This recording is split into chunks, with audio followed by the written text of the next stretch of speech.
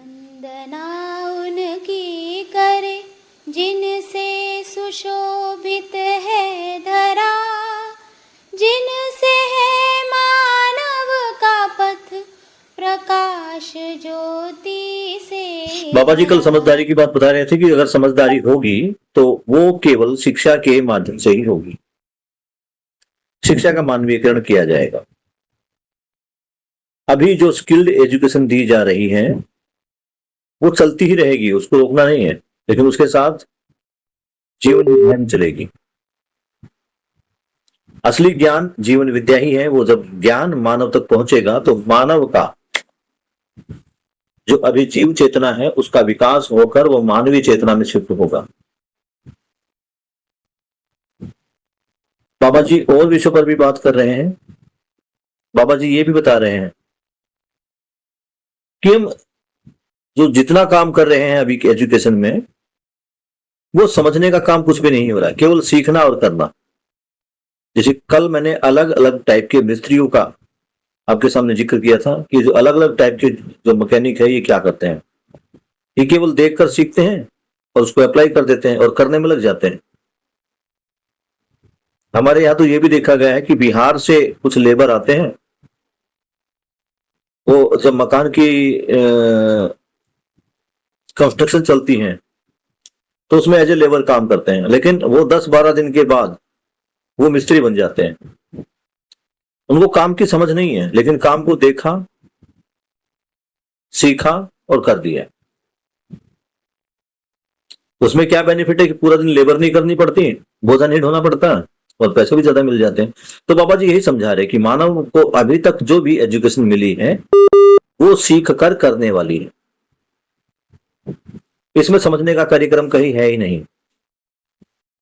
उसके बाद जो है बाबा जी पेज नंबर 53 पर ही आदर्शवाद और भौतिकवाद विधि के बारे में बता रहे हैं, जिसमें आदमी आज तक फंसा हुआ है। जहां आदर्शवाद विधि में ईश्वर और देवी देवताओं को महत्व दिया गया, वही भौतिकवादी विधि में यंत्र को महत्व दिया गया, मानव को ही यंत्र समझ लिया गया। तो बाबा जी यही बता रहे थे कि अब तक मानव उद्धार की कामना करता रहा। जो भी आता है उद्धार के नाम पे उसको ठग सा रहा है। हर गद्दी से उसको उद्धार का आश्वासन मिलता है, लेकिन अभी तक एक अकेला कोई मानव नहीं मिला जिसका उद्धार हुआ। ये उद्धार का प्रमाण आज तक नहीं मिला। हाँ, आश्वासन जरूर मिलते रहते हैं, लेकिन आश्वासन से बता रहे बाबा जी काम नहीं चलेगा। पेज नंबर 54 पहला पैरा। विकल्प रूप में यहां मानव के उद्धार का मूल स्रोत है समझदारी। सबसे बड़ी गद्दी है शिक्षण संस्थान। उसमें विज्ञान के साथ चैतन्य का अध्ययन होना चाहिए। चैतन्य के अध्ययन के बिना सहअस्तित्व का अध्ययन कैसे होगा? ये दोनों भाग शिक्षा संस्थानों में, शिक्षा वांग्मय में, शिक्षा प्रक्रिया में अछूता। दूसरा, मनोविज्ञान में मानव के अध्ययन के लिए मानव संचेतना में आता है, प्रमाणित हो जाता है, आवश्यकता भी समझ में आती है। इसलिए संस्कार पक्ष का अध्ययन मनोविज्ञान में होना चाहिए। तीसरा, दर्शन शास्त्र के साथ प्रमाणिकता होनी चाहिए। अभी तक हम मानते रहे हैं कि मानव पढ़ा और पढ़कर सुनाया तो विद्वान हो गया, जबकि ये विद्वान हुआ नहीं रहता। विद्वान समझदारी का स्वरूप है और विद्या अपने आप में अस्तित्व सहज है। सहअस्तित्व को समझे बिना, जीवन को समझे बिना, मानवीयतापूर्ण आचरण को के बिना विद्वान होता नहीं है। ये समझ में आता है। विचार शैली भी बनता है, योजना भी बनता है, कार्य योजना भी बनता है, फलस्वरूप प्रमाणित भी होता है। अगर हम समझे नहीं तो विचार शैली कहां से पाएंगे? बिना समझे जो विचार शैली बनी है उसमें एक है सुविधा संग्रह के लिए, दूसरी विचार शैली है आदर्शवाद, त्याग, अपरिग्रह, विरक्ति, भक्ति। इसमें भी करोड़ों लोग अपने को लगाए और अपनी धैर्य, साहस और निष्ठा का परिचय दिए। इन दोनों से अखंड समाज का कोई स्वरूप देखने को नहीं मिला। मानव हमेशा अथक परिश्रम करता आया है, किंतु मानव लक्ष्य व दिशा विहीन था। मैंने जो प्रयास किया वह केवल हमारे प्रश्नों के उत्तर के लिए था। हमें स्वर्ग मिलेगा, पैसा मिलेगा, संग्रह मिलेगा, ऐसा कोई भी लक्ष्य मेरा नहीं था। एक ही बात थी, हमारे पास शंका है तो उसका उत्तर मिलेगा ही। ये बाबा जी बता रहे हैं कि मैंने साधना क्यों की, मैंने अध्ययन क्यों किया। बाबा जी ने समाधि के बाद जिसको संयम बोल रहे हैं उसमें अध्ययन ही किया। बाबा जी ने जो संयम किया वो आकाश का किया, आकाश का अध्ययन किया। और बाबा जी ने ऐसा क्यों किया, जरूरत क्या आन पड़ी? हम में से तो कोई नहीं करता,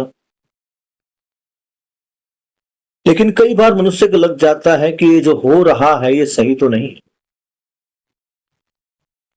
अगर ये सही नहीं है तो सही क्या है, और वो उसकी खोज में लग जाता है। कुछ लोग कामयाब हो जाते हैं, कुछ बीच में ही इन मान्यताओं में, इन परंपराओं में फंसकर रह जाते। तो बाबा जी यही बता रहे हैं इस पैराग्राफ में कि मेरा उद्देश्य कोई सिद्धि पाने का नहीं था, ना ही मुझे स्वर्ग पाना था, ना ही मुझे पैसा पाना था, और ना ही मुझे सुविधा संग्रह चाहिए था। मेरे कुछ शंकाएं थी, शंका मतलब बाबा जी के कुछ प्रश्न थे, उसका उत्तर उनको पाना था। बाबा जी कहते हैं कि शंका है तो समाधान भी है, कोई क्वेश्चन है तो उसका जवाब जरूर होगा। ये बाबा जी का विचार। अपने क्वेश्चनों के जवाब के लिए बाबा जी ने वेद पढ़ डाले, वहां भी जवाब नहीं मिला। समाधि की स्थिति में आ गए, तपस्या भी कर ली, वहां भी कुछ बात नहीं बनी। यानी उनके अंदर उन सवालों का जवाब जानने की जो तीव्र इच्छा थी, वो इच्छा शांत नहीं हो रही। सवाल जस के तस बने खड़े थे। तो इसको हम थोड़ा एक बार फिर से रिपीट समझदारी के साथ पढ़ते हैं। बाबा जी कहते हैं कि उद्धार नहीं मिला। मानव ने भौतिकवाद और आदर्शवाद में पूरा अपने आप को रंग कर देख लिया, उसके रंग में रंग गए, लेकिन उसका उद्धार हुआ नहीं। और उसका क्या, किसी का भी उद्धार हुआ हो ऐसा प्रमाण मिला नहीं। तो उद्धार का जो मूल स्रोत है, बाबा जी कह रहे हैं, यह विकल्प है। विकल्प किस चीज का है? बाबा जी ने जो सहअस्तित्ववाद ये प्रस्तुत किया है, ये विकल्प है। किस चीज का है? जो पहले से दो वाद चलते आ रहे थे। कौन कौन से? आदर्शवाद और भौतिकवाद। इन दोनों की जगह ये तीसरा विकल्प दिया है कि उनसे तो उद्धार हुआ नहीं, उद्धार होगा तो विकल्प से। और विकल्प के रूप में क्या है? समझदारी। बाबा जी बता रहे हैं कि सबसे बड़ी जो गद्दी है वो शिक्षा गद्दी है। इसमें विज्ञान के साथ चैतन्य का अध्ययन होना चाहिए। चैतन्य के अध्ययन के बिना सहअस्तित्व का अध्ययन नहीं हो सकता। ये दोनों भाग शिक्षा संस्थानों में, शिक्षा की जो किताबें हैं वांग में है, उनमें शिक्षा की जो प्रक्रिया है उसमें अछूता रहा। क्या अछूता रहा है? चैतन्य। अभी तक जितना भी अध्ययन किया गया है जड़ इकाइयों का किया गया, चैतन्य का अध्ययन नहीं किया गया। अन्य सरल शब्दों में कहें तो भौतिकता का, यानी जो शरीर है उसका अध्ययन किया गया है। चैतन्य पक्ष से अर्थात गठनपूर्ण परमाणु, यानी जीवन, इसका अध्ययन नहीं किया गया। दूसरा, मनोविज्ञान में मानव के अध्ययन के लिए मानव संचेतना समझ में आता है, प्रमाणित हो जाता है और इसकी आवश्यकता भी समझ में आती है। इसलिए संस्कार पक्ष का अध्ययन मनोविज्ञान में होना चाहिए। मनोविज्ञान में अब तक संस्कार पक्ष का अध्ययन नहीं हो रहा। मनोविज्ञान में किस चीज का अध्ययन हो रहा? कामोन्माद, कामोन्माद का और जो संवेदनाएं हैं उनका अध्ययन हो रहा है।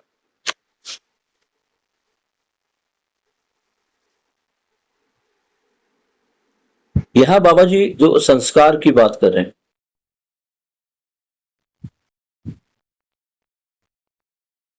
इसलिए संस्कार पक्ष का अध्ययन मनोविज्ञान में होना चाहिए। तो किस संस्कार पक्ष की बात कर रहे हैं? अभी तक संस्कार को अगर हम देखें तो क्या समझा जा रहा? मानव में या संस्कार तो होते ही हैं। संस्कार का मतलब है परंपरा से मिली जानकारियों के आधार पर उसका व्यवहार। अभी संस्कार को हम क्या देखते हैं? या तो संस्कार सुसंस्कार है या कुसंस्कार। सुसंस्कार मतलब जैसा कि अध्यात्मवाद में लिखा हुआ है। अगर हम माता पिता की सेवा कर रहे हैं, सदा सत्य बोल रहे हैं, दूसरे के काम आ रहे हैं, सबके सुख में अपना सुख समझ रहा। कई बार तो ये माता पिता के पैर छूना, उनकी बात मानना, इसी को संस्कार बोल दिया गया है। इसके विपरीत जो संस्कार हमको कुसंस्कार बोला गया, जो माँ बाप की बात नहीं मानता, इसको कुसंस्कार ही बोला गया। जीवन विद्या में अगर हम देखते हैं तो संस्कार का अर्थ भी अलग है। संस्कार का मतलब क्या है? संस्कार का मतलब यह ज्ञान की परंपरा। 3 प्रकार का ज्ञान बाबा जी ने दिया है। मैं कल बता रहा था कि ये लाइन बार बार रिपीट होगी। कौन कौन सा ज्ञान दिया है? कोई बताएगा? बाबा जी ने किन 3 ज्ञान के बारे में बात की?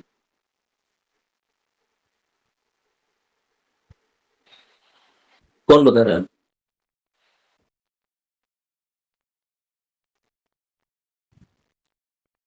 बताओ बताओ श्याम। सर पहला ज्ञान है जीवन ज्ञान, हम्म, दूसरा है अस्तित्व ज्ञान, अस्तित्व दर्शन ज्ञान। हाँ अस्तित्व दर्शन ज्ञान, तीसरा है मानवीयतापूर्ण आचरण ज्ञान। सही बताया। थोड़ा सा हम क्रम में एक बार चेंज कर देते हैं। तो पहले, सबसे पहले जो देखा जाता है वो ज्ञान है अस्तित्व दर्शन ज्ञान। अस्तित्व सह अस्तित्व को समझते हैं तब स्वयं के बारे में, मानव के बारे में जानकारी मिलती है। मैं क्या? इस मैं तक पहुंचने के लिए जो अस्तित्व दर्शन ज्ञान है वो जरूरी है। अस्तित्व दर्शन ज्ञान की कोई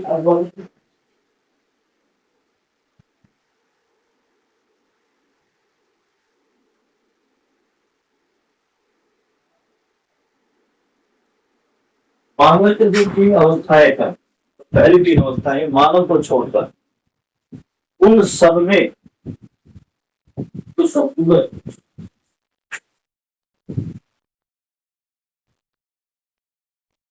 संतुलन है, उसको समझना पड़ेगा।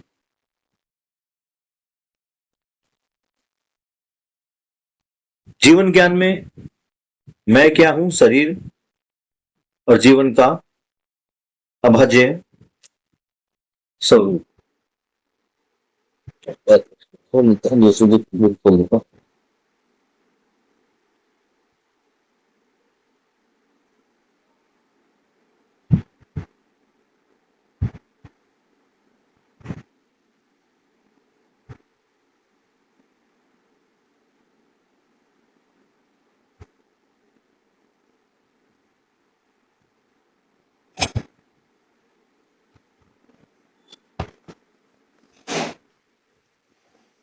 बाबा जी यही बता रहे हैं कि संवेदना और संचेतना से आगे बढ़कर संज्ञानशीलता, यहां तक पहुंचना है। जो संवेदनाएं हैं वो संज्ञानशीलता में, संज्ञानशीलता से संचेतना आती है। अभी तक हम मानते रहे हैं कि मानव पढ़ा, पढ़कर सुना दिया तो विज्ञान बन गया। अच्छा, इस बीच में एक लाइन रह गई हमारी। बाबा जी बता रहे थे कि शिक्षा में संस्कार पक्ष का अध्ययन मनोविज्ञान में होना चाहिए। तीसरा, दर्शन शास्त्र के साथ प्रामाणिकता होनी चाहिए। अभी प्रामाणिकता नहीं है। जो दर्शन हमने पढ़े वो प्रमाणित नहीं हो पाए। ना तो विज्ञानवाद और ये जो भौतिकवाद से भरा जो हमारा दर्शन था, जिसमें मानव को यंत्र समझा गया, ये भी प्रमाणित नहीं हुआ। दूसरा आदर्शवाद था, वो भी प्रमाणित नहीं हुआ, क्योंकि इसमें उद्धार की और पाप मुक्ति की बात की गई थी। तो ये मानव किसी का उद्धार हुआ नहीं, पाप मुक्त वो हुआ नहीं।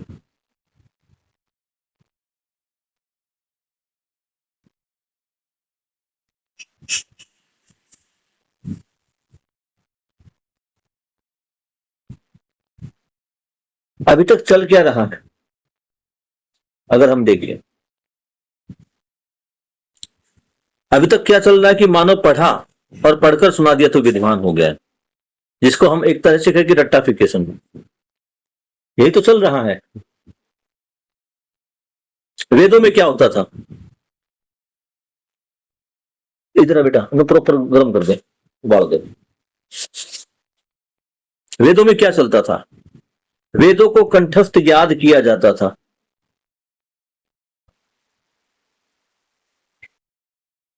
पूरा पूरा दिन, जैसे आज हम देखें मदरसों के अंदर जिस प्रकार बच्चे कुरान को याद करते, कुरान की आयतों को याद करते हैं, ठीक इसी प्रकार की शिक्षा आश्रमों में दी जाती थी। वेदों की हर श्रुतियां, हर श्लोक उनको कंठस्थ याद होते थे। याद करके सुना दिया, इसका मतलब है उसको शास्त्र का ज्ञान हो गया। लेकिन बाबा जी यही समझा रहे थे, क्या इतना ही शास्त्र का ज्ञान है?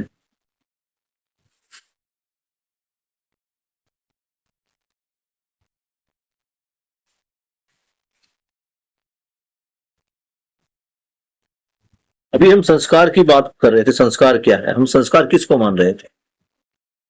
अच्छी शिक्षा मिल जाए, अच्छी शिक्षा के अनुसार हम थोड़ा बहुत आज्ञा पालन करने लगे, माँ बाप की बात मानने लगे, उनके पैर छूने लगे, परिवार में अपनी कुछ उपयोगिता सिद्ध करने लगे, कुछ काम करने लगे, इसी को संस्कार समझा गया।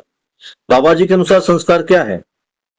जीवन में पूर्णता की अपेक्षा में कारित और स्वीकृत गुणात्मक प्रस्थापनाएं, या जी मानव के जीवन में जो गुणात्मक परिवर्तन होता है। कहां पर? जीवन में। किसके में? पूर्णता की अपेक्षा में। पूर्णता के अर्थ में, पूर्णता क्या है? जागृति। जब जागृति के अर्थ में वो स्वीकार करता है और उसके अंदर जो जागृति को स्वीकार करके उसको पाने का जो कार्य करता है, तो उससे क्या होता है? उसके जीवन में गुणात्मक परिवर्तन होता है। इसी को बाबा जी ने क्या कहा? संस्कार।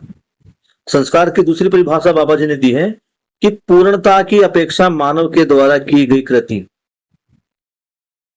जिसकी परंपरा नाम संस्कार, जाति संस्कार, कर्म संस्कार और धर्म संस्कार के रूप में है। यहां बाबा जी ने 4 संस्कार बताए, लेकिन सब क्या है? ये पूर्णता के अर्थ में, यानी जागृति के अर्थ में, जागृति के लिए किया गया संपूर्ण कार्य, जिससे परंपरा बनती है जागृति की, इसको बाबा जी ने संस्कार कहा। तो एक प्रकार से देखा जाए तो संस्कार का मतलब ही है जागृति की परंपरा बनना।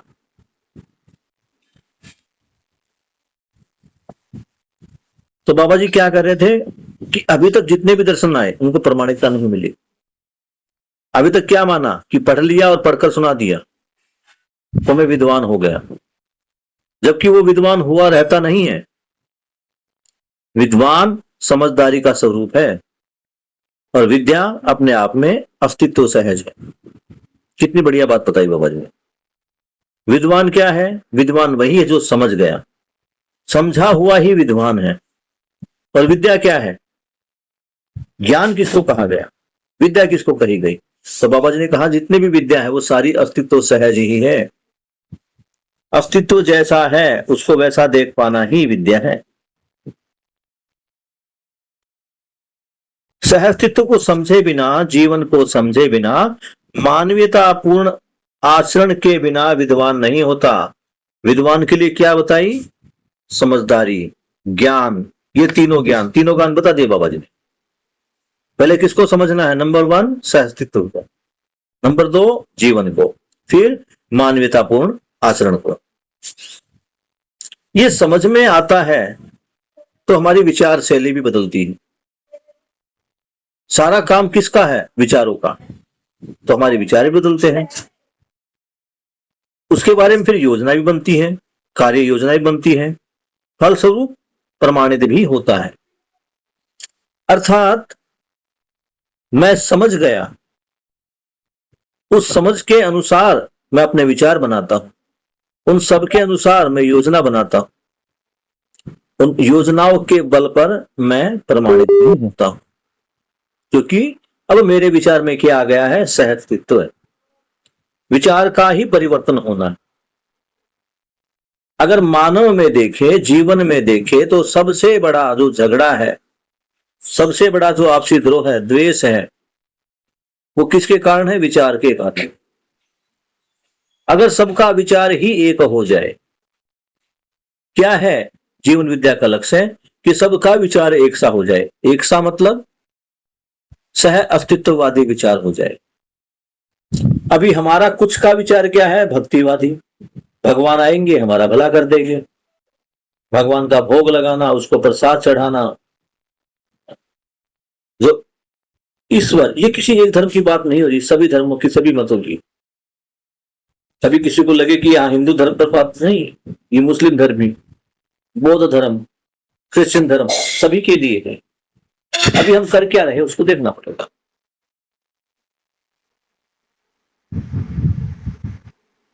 बिना समझे जो विचार शैली बनती है, बाबा जी क्या कह रहे हैं कि समझेंगे तो विचार बनेगा, विचार एक होगा। एक मतलब सहअस्तित्ववादी।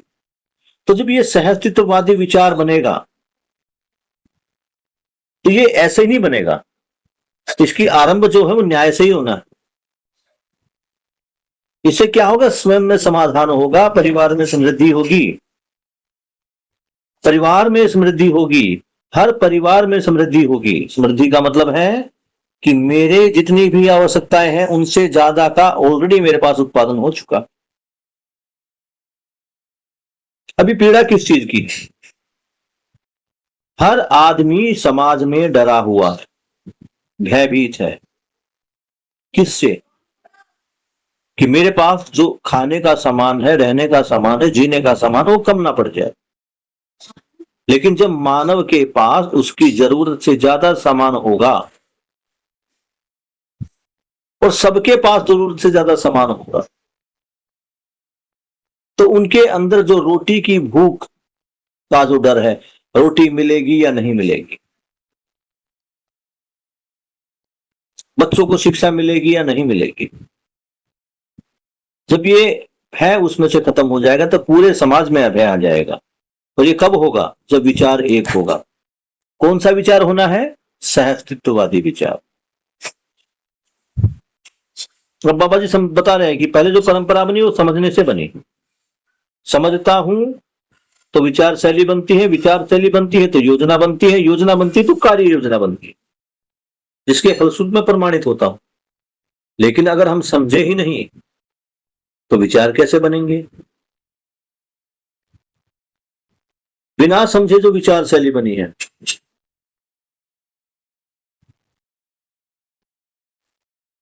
अभी हम जो बिना समझे जो विचार शैली बनी है, उस विचार शैली में एक विचार तो बन गया सुविधा संग्रह के लिए। दो परंपराएं हमारे पास, दो वाद हमारे पास, जीने के दो दर्शन हमारे पास है, आदर्शवाद और भौतिकवाद। भौतिकवाद में देखें तो जो हमारा विचार बना है वो किस लिए बना है? सुविधा संग्रह के लिए। जिसके पास ज्यादा पैसा, ज्यादा धन, ज्यादा संपत्ति, ज्यादा साधन, वो ज्यादा खुशी, वही ज्यादा सुखी है। एक तो ये विचार बन गया है। दूसरी परंपरा कौन थी? दूसरा हमारे पास कौन सा वाद था? आदर्शवाद। इस दूसरी विचार शैली है आदर्शवाद, जिसमें त्याग, अपरिग्रह, ये अपरिग्रह क्या है? उत्पादन में स्वावलंबी, श्रम पूर्वक समृद्धि पर विश्वास होना, श्रम पूर्वक। तो क्या है कि त्याग कर दूं और अपने श्रम के आधार पर समृद्धि ले आऊं। विरक्ति और भक्ति। विरक्ति का मतलब है कट जाना, विरक्त हो जाना, परिवार से अलग हो जाना, जंगलों में चले जाना। किसके लिए? भक्ति के लिए। इसमें भी करोड़ों लोगों ने अपने आप को लगाया है, अपनी धैर्य, साहस और निष्ठा का परिचय दिया है। लेकिन इन दोनों से अखंड समाज का कोई रूप देखने को नहीं मिला।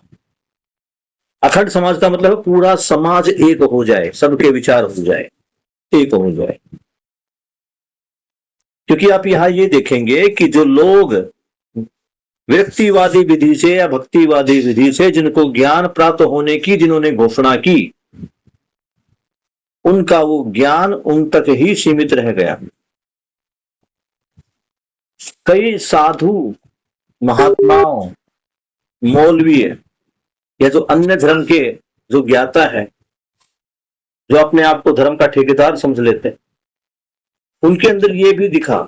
उनमें अगर कुछ समझ बनी, समझ क्या बनी? समझ तो पहली बात बनी ही नहीं। लेकिन जिस उद्देश्य के साथ उन्होंने समाधि की थी, तपस्या की थी, वो उद्देश्य पूरा हुआ तो अभिमान और अहंकार की भावना उनमें देखने को मिली। वो अपने आप को अन्य लोगों से श्रेष्ठ मानने लगे। छोटी छोटी बातों पर क्रोधित हो जाना उनके स्वभाव में आ गया। अभी अपने अगर धार्मिक ग्रंथों में देखें तो ऐसे कितने सारे साधु महात्मा थे जिन्होंने तब ये समाधि के द्वारा कुछ सिद्धियां प्राप्त कर ली थी। पहले जो समाधि होती थी वो सिद्धि और शक्ति प्राप्ति के लिए की जाती थी। देखा होगा अपने धार्मिक नाटकों में, कोई ब्रह्मा की तपस्या कर रहा है, कोई शिव की तपस्या कर रहा है, फिर वो प्रकट होते हैं, उनको आशीर्वाद देते और आशीर्वाद में उनको वो एक शक्ति मांगते कि मुझे ऐसी शक्ति करो। और जब वो शक्ति उनके अंदर आ जाती है तो उनके अंदर साथ में आ जाता है घमंड कि मेरी सब जो है शक्ति है, और इतने वर्षों की तपस्या के बाद मैंने भगवान शिव से, भगवान इससे, भगवान उससे प्राप्त की। तो ये घमंड भी लेकर आता है। मानव हमेशा अधिक परिश्रम करते हैं। बाबा जी क्या करें? इन दोनों में अखंड समाज का कोई स्वरूप देखने को नहीं मिला। अखंड समाज का ही अर्थ है कि पूरा समाज एक है। मानव हमेशा अथक परिश्रम करते आया है, हमेशा से। मानव कौन सा मानव? ये गद्दी पर बैठा मानव नहीं, हम आम आदमी की बात कर रहे हैं। ये हमेशा से अथक प्रयासी रहा है, ये खूब मेहनती रहा है, परिश्रम करने वाला रहा है। लेकिन ये मानव लक्ष्य और मानव दिशा से विहीन था। इसने जो भी परिश्रम किया वो मानव लक्ष्य के लिए नहीं था, जीवन लक्ष्य के नहीं। जीवन लक्ष्य और मानव लक्ष्य। जीवन लक्ष्य क्या था? सुख, शांति, संतोष, आनंद। ये व्यक्तिगत एक आदमी में। और दूसरा जो मानव लक्ष्य वो क्या था? समाधान, समृद्धि, अभय और सहअस्तित्व। तो बाबा जी बता रहे हैं कि लोगों ने अथक परिश्रम किया, तपस्याएं की, सब कुछ करके देखा, लेकिन वो लक्ष्य विहीन था, उसका कोई लक्ष्य था नहीं। अब बाबा जी अपने बारे में बता रहे हैं कि मैंने जो प्रयास किया, प्रयास किसको प्रयास बोल रहे हैं? ये साधना, समाधि, ध्यान जो बाबा जी ने किया, संयम किया, लोगों ने पहले भी किया। लेकिन उनके लक्ष्य क्या थे? उनका लक्ष्य अखंड समाज नहीं था, उनका लक्ष्य समझदार बनना नहीं था, उनका लक्ष्य था कुछ शक्ति अभाव। ज्ञान प्राप्त, वो बोलते थे कि ज्ञान हुआ है, लेकिन ज्ञान उनका उद्देश्य नहीं था। तो यह बाबा जी बता रहे हैं कि मैंने जो प्रयास किया, यानी मैंने जो धारणा ध्यान समाधि की, उसमें वो केवल एक ही उद्देश्य था उनका कि मुझे अपने सवालों के जवाब चाहिए थे। बाबा जी ने ये जो समाधि ली, ध्यान किया, अध्ययन किया, ये किसी सिद्धि को प्राप्त करने के लिए नहीं किया। बाबा जी का उद्देश्य क्या था इसको करने का? कि उनको उनके सवालों के जवाब चाहिए थे। बाबा जी बता रहे हैं कि मुझे स्वर्ग मिलेगा, पैसा मिलेगा, वस्तुएं मिलेगी, इनके लिए मैंने ये सब नहीं किया। एक ही बात थी, मेरे पास कुछ शंकाएं थी, यानी कुछ सवाल थे, तो उनका जवाब मिलेगा जरूर। इस विश्वास के साथ बाबा जी ने ये सब क्रियाकलाप किया। समय 9:35। सेकंड पैरा पढ़ते हैं। मैं योग और संयोग शब्दों का अर्थ बता दूं। हमारे पास दो शब्द आते हैं, योग और संयोग। मान्यता और परंपराओं में इनके अर्थ कुछ अलग हैं। यहां बाबा जी क्या कह रहे हैं? योग का अर्थ है मिलन। जैसे हम कहीं जा रहे हैं, रास्ते में कोई पत्थर आदमी मिल गया तो योग करेंगे। संयोग का अर्थ है संपूर्णता के अर्थ में मिलन। पूर्ण का अर्थ है मानव का व्यवस्था में जीना। परम पूर्ण का अर्थ है मानव का प्रमाणित हो जाना। यह बातें क्या की है? पूर्ण, संपूर्ण और परम पूर्ण। इन पे भी ध्यान देना पड़ेगा, इनको आप टिक कर लें। पूर्ण का अर्थ है मानव का व्यवस्था में जीना, ज्ञान पूर्ण होना। तो उससे क्या होगा? मानव जीवन अवस्था में जो है, मानव का व्यवस्था में जीना बन जाएगा। अभी तक सबसे बड़ी समस्या क्या थी? आपने पहले प्रकृति की तीनों अवस्थाओं में देखा, जब हमने अस्तित्व को समझा था और संसार को समझा था, तो देखा था कि उपयोगिता पूर्णता वश सभी एक दूसरे के साथ व्यवस्था क्रम में लगे हुए हैं। इसको इस प्रकार हमने समझा था कि इन तीनों अवस्थाओं के बीच में जो लेन देन है वो सुचारू रूप से चल रहा है। ले भी रहे हैं और दे भी रहे हैं।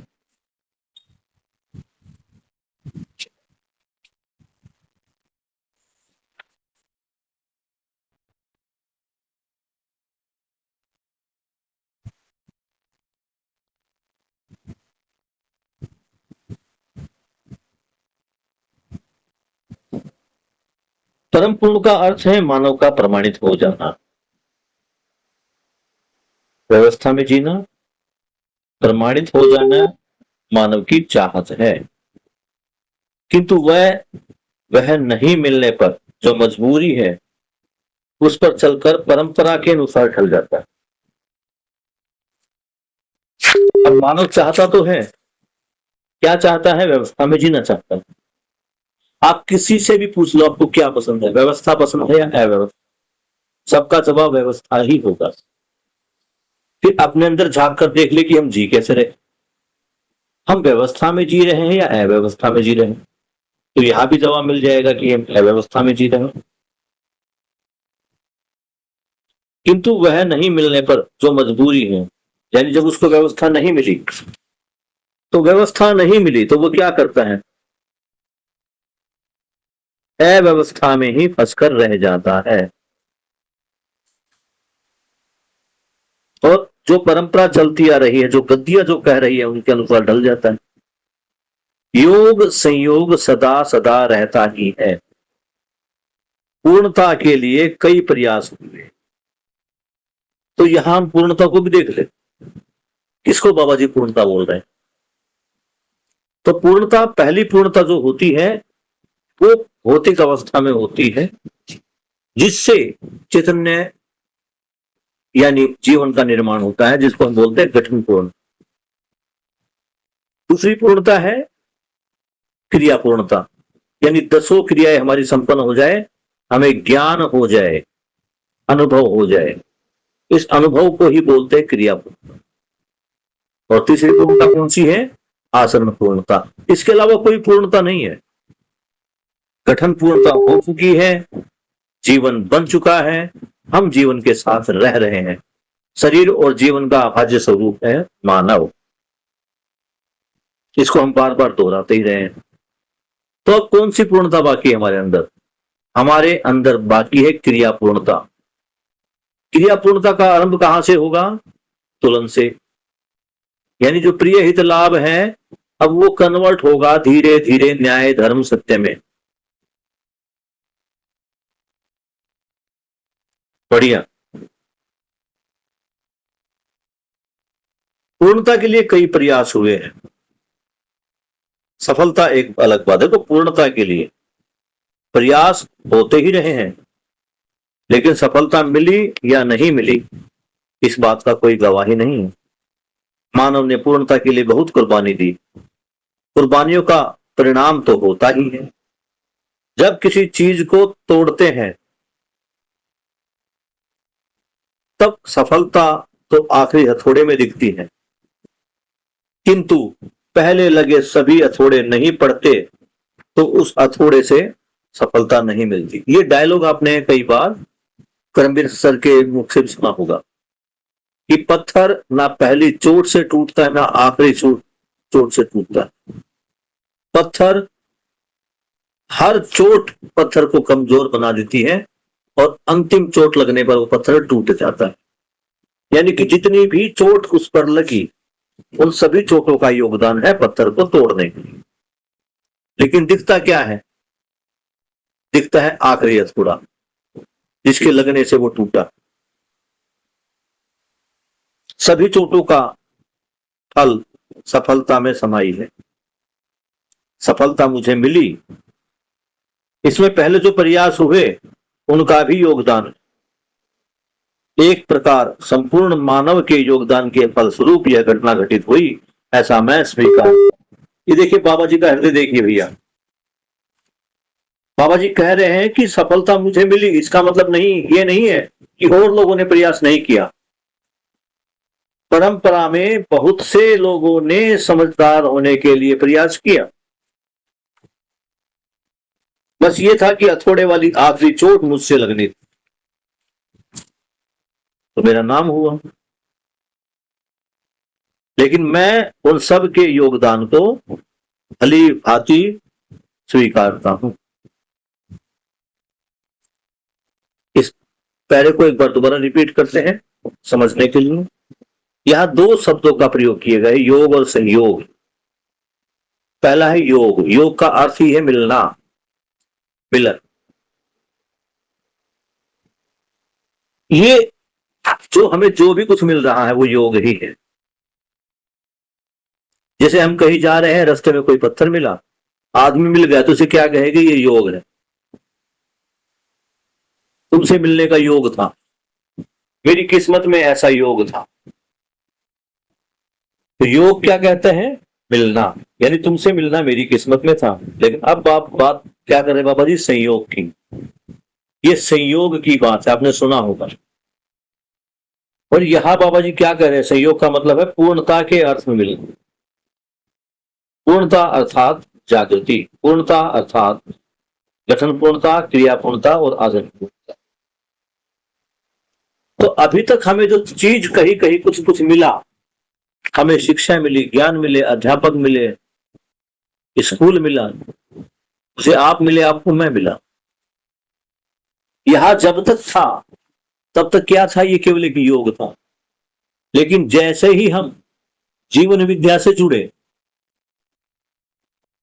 गठन पूर्ण तो ऑलरेडी हम है, जीवन हमारे साथ है, लेकिन अब हमारा प्रयास क्या है? क्रिया पूर्णता की तरफ। अभी तक जो हम प्रिय हित लाभ में फंसे हुए हैं, उससे निकलना।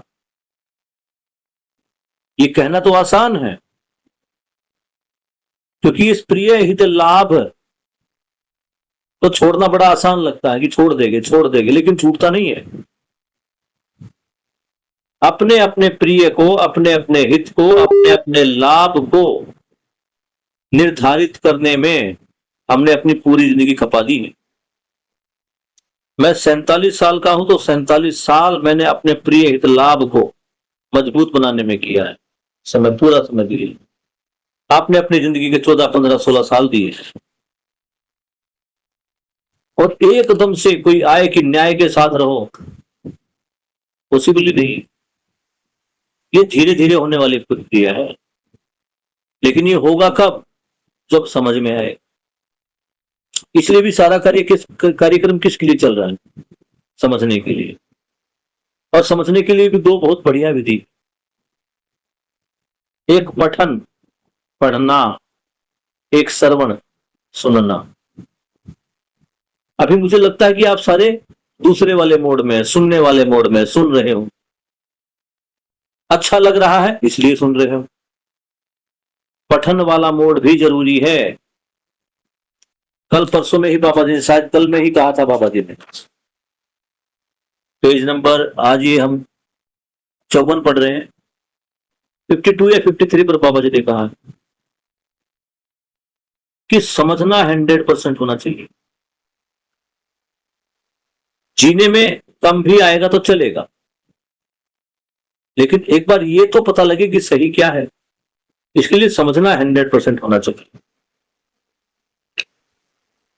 तो संयोग का क्या है? संपूर्णता के अर्थ में। संयोग का अर्थ है संपूर्णता के अर्थ में मिलन, यानी जो मेरी जागृति में सहायक होगा वो मिलन। तो हम जो एक दूसरे की जागृति में सहायक हैं तो इसको हम संयोग बोलेंगे।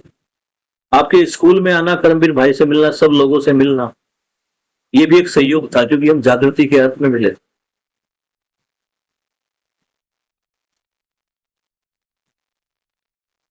पूर्ण का अर्थ है, अब यहां पे है संपूर्णता के अर्थ।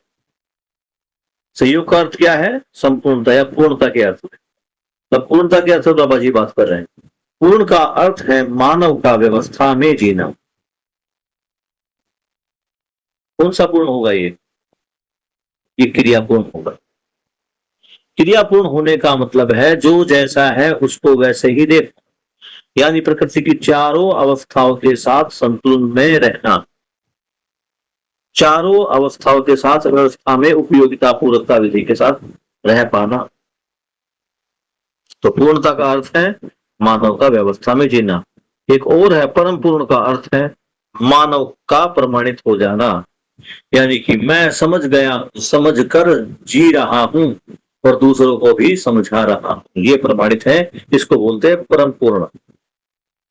व्यवस्था में जीना, प्रमाणिक हो जाना मानव की चाहत है ही। हमेशा से मानव चाहता है व्यवस्था में जीना, उसकी जन्मजात चाहत। किंतु जब उसे ये व्यवस्था नहीं मिली,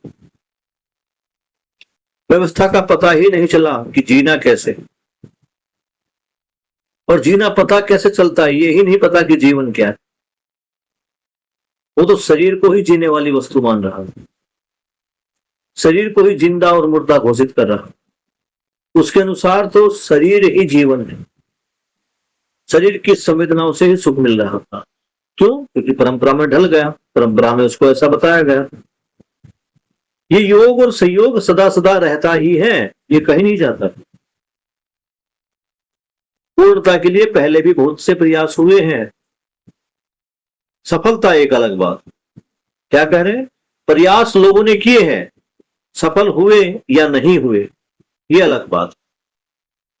मानव ने पूर्णता के लिए, कौन सी पूर्णता के लिए? आचरण पूर्णता और क्रिया पूर्णता, इनके लिए बहुत सारी कुर्बानियां दी हैं। सबको पता कि कुर्बानियों का फल तो होता ही है। जब किसी चीज को तोड़ते हैं तब सफलता तो आखिरी हथौड़े में दिखती। ऐसा लगता है कि जिसने ये आखिरी हथौड़ा मारा उसने पत्थर तोड़ा है। हर आदमी आता ना अपना अपना भाग्य, भी मैं तोड़ता हूं, नहीं टूटता। फिर एक आता है और एक हल्का सा प्रहार करता और पत्थर टूट जाता है। सब तोड़ते, वाह भाई वाह, थोड़ी सी ताकत लगाई और पत्थर को तोड़ दी। तो बाबा जी यही समझा रहे हैं कि वो दिखता ऐसा है कि उस आखिरी हथौड़े ने उस पत्थर को तोड़ा है, जबकि सच्चाई ये है कि हर हथौड़े की चोट ने उस पत्थर को कमजोर किया। सभी चोटों का फल सफलता में समाया ही है। सफलता मुझे मिली, इसमें पहले जो प्रयास हुए उनका भी योगदान तो है ही। देखो, अध्यात्मवाद में सब गलत है या सब सही है ऐसा कहना भी ठीक नहीं। अध्यात्मवाद में भी बहुत सारी बातें हुई है, लेकिन वहां मूल जो गलती हुई वो है ईश्वर को रहस्यमय मानना, रहस्यवादी ईश्वर। ये सबसे बड़ी गलती।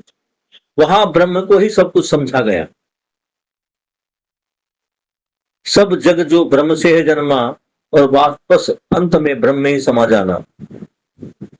उसके बाद ये कहते हैं जो जगत है वो मिथ्या है।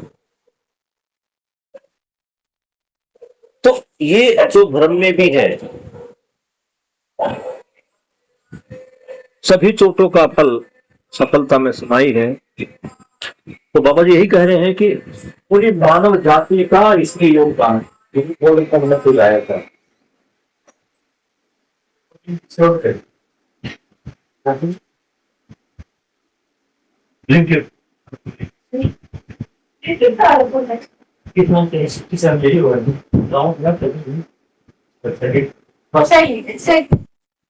Thank you. पानी वाले ले बेटा।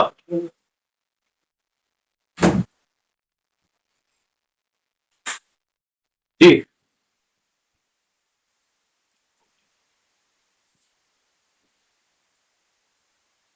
प्रयास तो पहले भी हुए, लेकिन उन प्रयासों का प्रमाण मिला नहीं।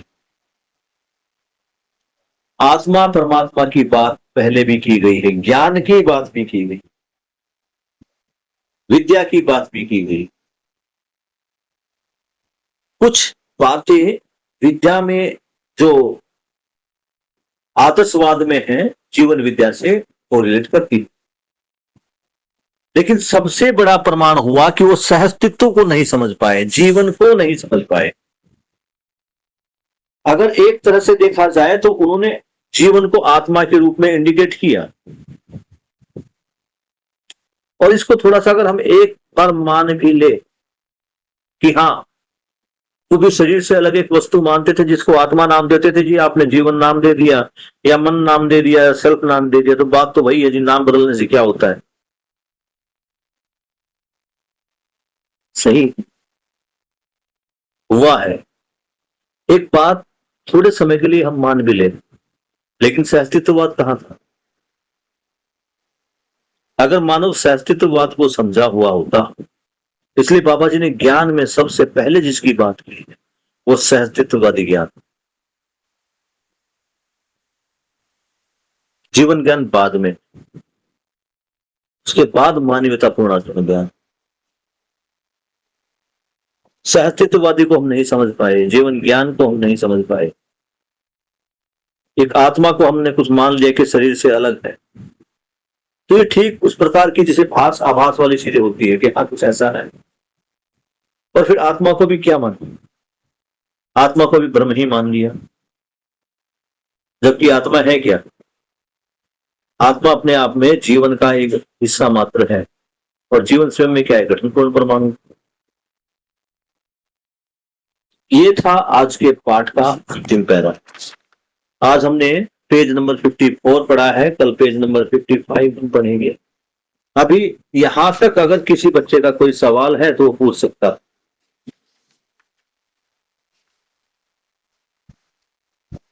63 पेज पर, यानी लगभग 10 दिन का काम और रह गया, 9-10 दिन का, और ये बुक हमारी समाप्त हो जाएगी। जीवन विद्या का जो बाबा जी ने पहला शिविर लिया, जिसके रूप में पुस्तक लिखी गई, तो अगर हम देखें तो माही का एक शिविर, शानवी का और श्याम का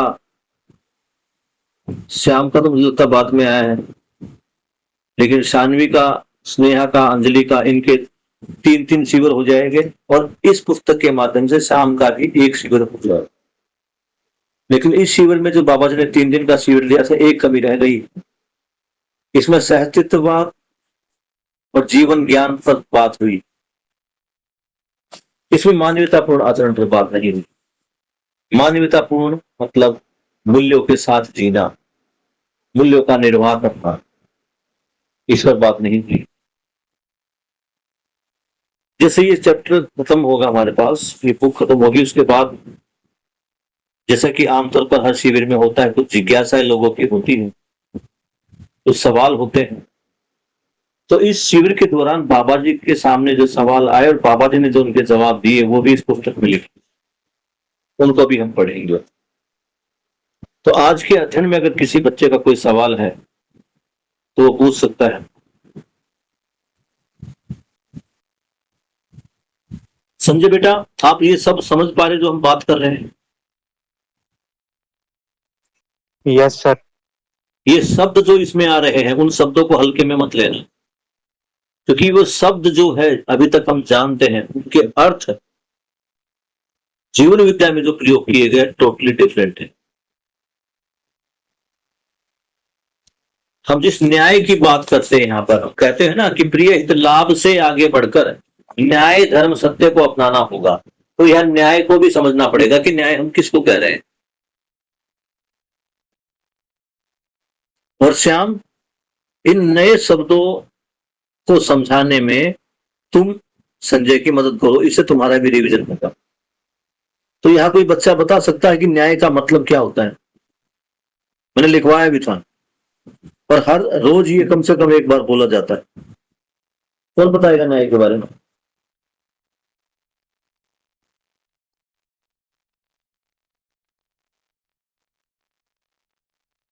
शानवी या माही, कौन बता रहा है न्याय के बारे में? बताइए। सर संबंध को समझना है कि अब याद नहीं है ना बेटा, जबकि हर रोज बोला जाता है। 4 स्टेप इसके अंदर है। माही बताइए आप। सर मैंने इसके बारे में लिखा तो नहीं है, पर मेरे हिसाब से न्याय वही होता है जैसे हम लोगों के साथ दुर्व्यवहार ना करें, सबके साथ मतलब समानली बिहेव करें, किसी को ज्यादा कम। अटक गई, वही कहां पर आ गई तुम? आगे अध्यात्मवाद में। यही शब्दों का ही खेल है बेटा। अगर पुराने शब्दों को लेकर चलती रहोगी, पुराने अर्थों को लेकर चलती रहोगी, तो बात नहीं बनेगी। स्नेहा, तुम बता सकती हो क्या है न्याय का अर्थ?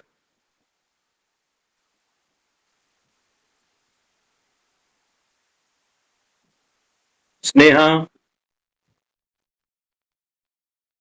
श्याम, तुमको लिखवाया था श्याम मैंने, बताओ क्या है न्याय?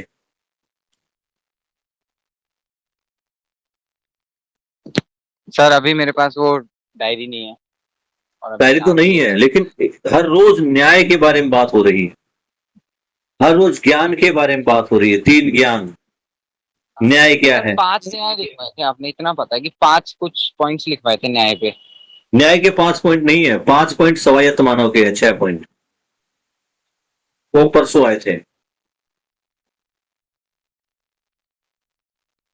तुम में से न्याय कौन कौन चाहता है, पहले ये बताओ कि मेरे साथ न्याय हो।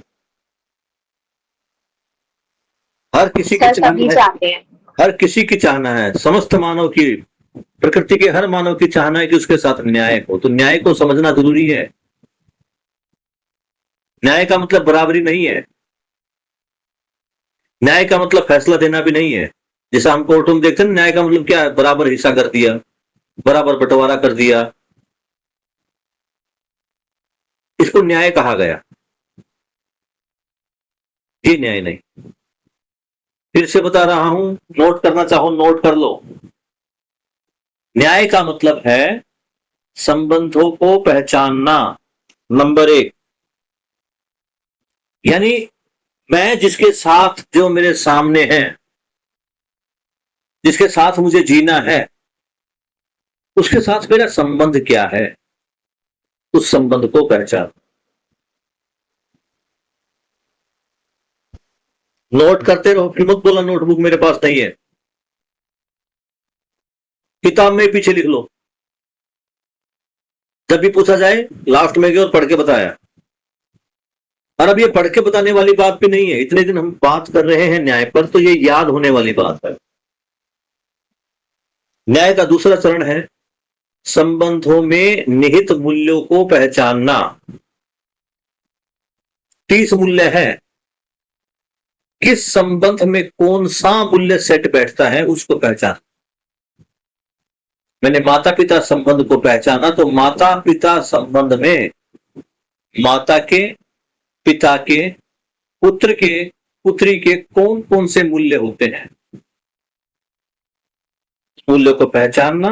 नंबर 3, उन मूल्यों का निर्वाह करना। मूल्यों का निर्वाह करने का अर्थ है उन मूल्यों में जीना, उन मूल्यों का पालन करना। वे जो अपेक्षाएं हैं मूल्यों में, उन अपेक्षाओं का निर्वाह करना।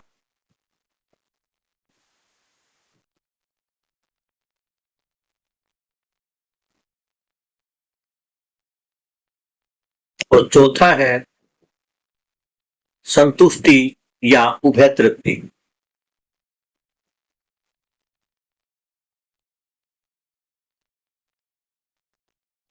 अब कौन बताएगा मुझे न्याय क्या है? संजय, तुमने लिखा है? Yes sir. बताओ क्या लिखा है? संबंधों को पहचानना। यस। मेरे सामने जो चीज है उसके साथ मेरा संबंध क्या है? हर चीज के साथ, मानव के साथ भी और वस्तु के साथ। फिर अगला क्या है फिर उसके बाद?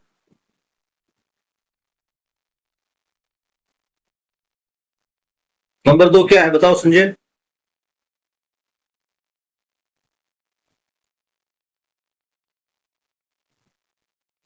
आवाज कट गई क्या मेरी? आ नहीं रही संजय? दूसरा क्या लिखा है? भाई तुम बताओ क्या लिखा? हाँ बताओ। अभी वो पॉइंट नहीं लिखा है, दूसरा तीसरा नहीं लिखा है। किसने लिखा है? ये रिकॉर्डिंग दोबारा सुनना, रिकॉर्डिंग कल डल जाएगी, इस रिकॉर्डिंग को सुनना। कौन बताएगा दूसरा पॉइंट? सर शायद संबंधों का निर्वाह करना। शायद का क्या मतलब है? शायद का मतलब तुमने लिखा नहीं, तुक्का मार रहे हो। यस सर, मैंने बताया ना अभी मेरे पास डायरी नहीं है इस समय। तुम्हारे पास इस समय अभी डायरी नहीं है। तो बेटा इस समय हर दिन तुम्हारे पास डायरी होनी चाहिए जब बैठते हो। अगर तुम कहीं बाहर हो तो अलग बात है, लेकिन जब तुम क्लास में बैठते हो तो कोई अनोखी कोई नई बात आती है तो उसको लिखना है। क्योंकि अभी मेरा दिमाग, मेरा मतलब हम सबका दिमाग इतना जो समृद्ध नहीं है कि हर बात को याद रख सके, क्योंकि यहां हर शब्द का अलग से अर्थ है, उस अर्थ को समझना है।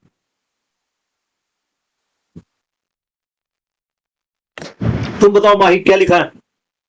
नंबर 2।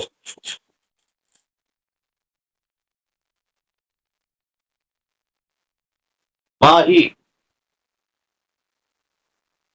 Yes sir. बताओ दूसरा नंबर।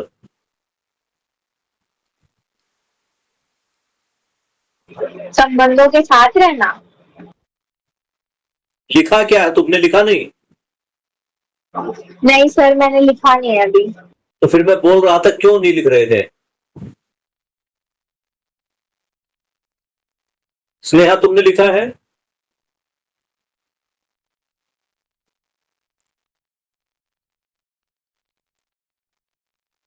जानवी तुमने लिखा? नहीं सर। क्यों नहीं लिखा? इसका मतलब तुम्हें पता है या तुमने उसको उपयोगी नहीं समझा?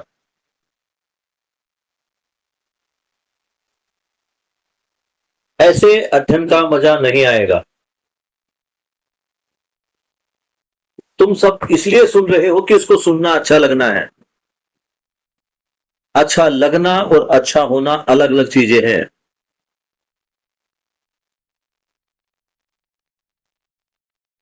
न्याय का आखिरी पॉइंट था उभय तृप्ति। जब संबंधों में मूल्य का निर्वाह होता है तो उभय तृप्ति होती है। सुनने से तुम्हें अच्छा लगता है, लेकिन तुम नहीं लिखते, नहीं समझते तो मुझे अच्छा नहीं लगता, इसका मतलब उभय तृप्ति नहीं हो रही है, तो इसका मतलब न्याय नहीं हो रहा है। और जिन संबंधों में न्याय नहीं होता वो संबंध नहीं चलते।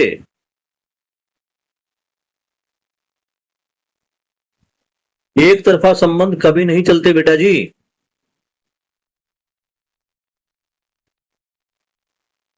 तो सबका होमवर्क है, न्याय क्या है ये लिखो, इसे हर बार, हर दिन एक बार पढ़ो, दिन में एक बार कम से कम पढ़ो इसको, क्योंकि सारा काम न्याय से आरंभ होना है। और न्याय तुम्हें पता ही नहीं कि न्याय क्या है, अभी बस सुने जा रहे हैं कि प्रिय हित लाभ की जगह न्याय धर्म सत्य होगा, प्रिय हित लाभ की जगह न्याय धर्म सत्य। सुनने से बात नहीं बनेगी।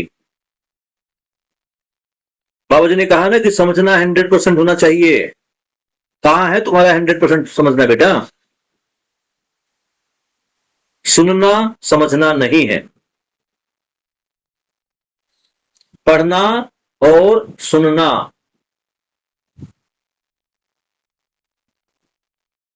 ये तरीका है। मूल में क्या है? समझना। तो जब तक समझ नहीं बनेगी, ये पढ़ना और सुनना व्यर्थ है।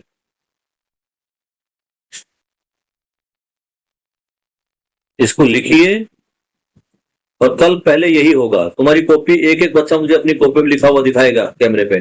कल क्लास उसके बाद ही आरंभ होगी। अगर आपने नहीं लिखा, आपने नहीं बताया, तो इसका मतलब you are wasting your time. आप अपनी पढ़ाई भी खराब कर रहे हैं और यहां जीवन विद्या के साथ मजाक भी कर रहे हैं। सर न्याय बताना है कि न्याय क्या होता है? न्याय बताना नहीं, न्याय समझना भी क्या है। न्याय को आप लिखेंगे, जो 4 स्टेप है, पहले भी लिखवाए हैं। और अगर आज नहीं नोट किया तो रिकॉर्डिंग को सुनना, इसको तब लग जाएगा पता। चलिए, गुड नाइट।